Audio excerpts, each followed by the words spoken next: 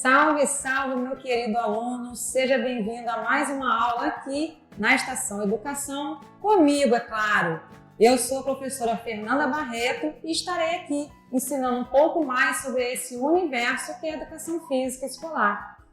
E na aula de hoje você vai aprender sobre a importância das capacidades físicas para as nossas atividades diárias, para um bom desempenho atlético, assim como para ter o quê? Uma melhor qualidade de vida. E é através das capacidades físicas que podemos executar ações motoras desde as mais simples às mais complexas, como por exemplo, andar, caminhar, saltar, nadar, entre outras. E para aprimorar essas capacidades físicas, ou seja, para melhorá-las, nós precisamos fazer o quê? Aliar a prática de atividade física regular com as habilidades motoras que, em conjunto, elas vão fazer o quê? Vão melhorar o desenvolvimento motor. Mas, antes de falar das capacidades físicas, você sabe o que são práticas corporais? Não? Então fique comigo que está na hora de aprender. Vamos que vamos! E o que são práticas corporais? São as atividades praticadas de forma individual ou coletiva, realizadas de forma sistemáticas ou pontuais, através de atividades como brincadeiras, jogos, esportes, lutas, danças e ginásticas, assim também como as atividades físicas não competitivas, mas que contribuem para quê? Para uma melhor qualidade de vida. Então, o que é capacidade física? As capacidades físicas são definidas como todo atributo físico treinável no organismo humano e são todas as qualidades físicas motoras passíveis de treinamento, comumente classificadas em diversos tipos. As capacidades físicas são qualidades próprias de cada indivíduo, correspondente à parte física corporal do movimento.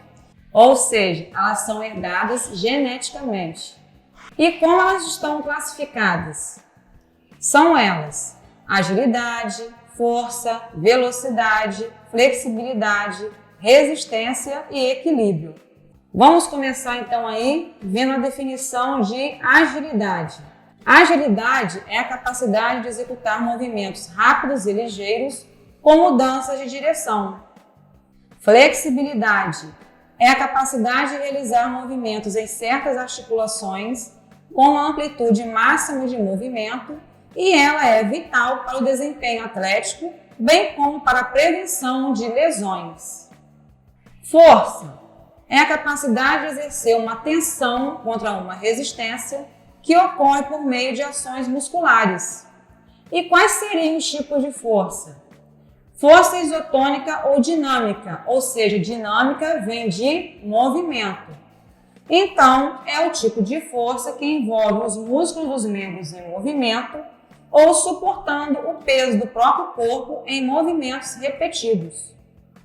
Força isométrica ou estática. Estática quer dizer o quê? Estar parado. É o tipo de força que explica o fato de haver uma força produzindo calor, mas não havendo produção de trabalho em forma de movimento. Força explosiva ou de potência é a habilidade de exercer o máximo de energia em um ato explosivo, mais comumente praticada onde? No CrossFit, onde os praticantes têm que fazer o quê? Pegar bastante peso, principalmente aí o exercício de pneu, pular, subir o trampolim. Então, por isso é exigido o quê? Uma força de potência. A próxima é a resistência. Resistência é a capacidade de sustentar uma dada carga de atividade o mais longo tempo possível, mas sem o quê? Sem causar fadiga. E quais seriam elas? A primeira é a resistência aeróbia. Ela permite manter por um determinado período de tempo um esforço físico em que o consumo de O2, ou seja, de oxigênio, se equilibra com a sua absorção, sendo os esforços de fraca ou média intensidade.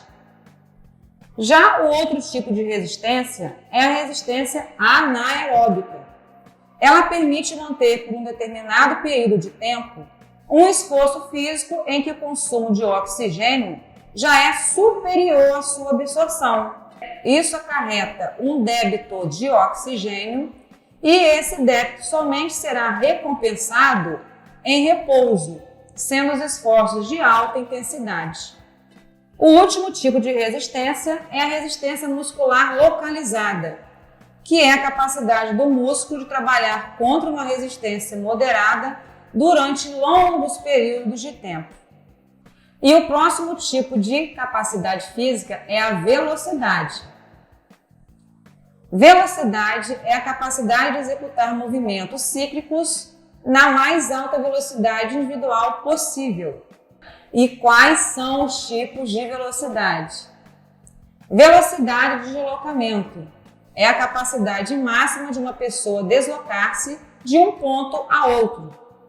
Velocidade de reação é a rapidez com qual a pessoa é capaz de responder a um estímulo, seja visual, auditivo ou tátil, em tempo requerido para ser iniciada a resposta a um estímulo recebido. Velocidade de membros é a capacidade de mover membros superiores ou inferiores tão rápido quanto possível. O próximo tipo de capacidade física é o equilíbrio. O equilíbrio é a qualidade física conseguida por uma combinação de ações musculares com o propósito de assumir e sustentar o corpo sobre uma base, ou seja, contra a lei da gravidade. São eles: equilíbrio estático. É adquirido o quê? Em uma determinada posição, porque estático, como eu falei antes, é sem movimento, é estar parado. Já o equilíbrio dinâmico é o tipo de equilíbrio, mas em movimento. O equilíbrio recuperado explica o quê? Que é uma recuperação do equilíbrio após o corpo ter estado em movimento. Coordenação motora já é a capacidade física que permite realizar uma sequência de exercícios de forma o quê? De forma coordenada. E na aula de hoje você aprendeu sobre a importância das capacidades físicas e que para desenvolvê-las basta combinar um bom treinamento físico regular, aliado a uma alimentação adequada, tempo de descanso para recuperação e o mais importante, você não pode esquecer de quê? De se hidratar.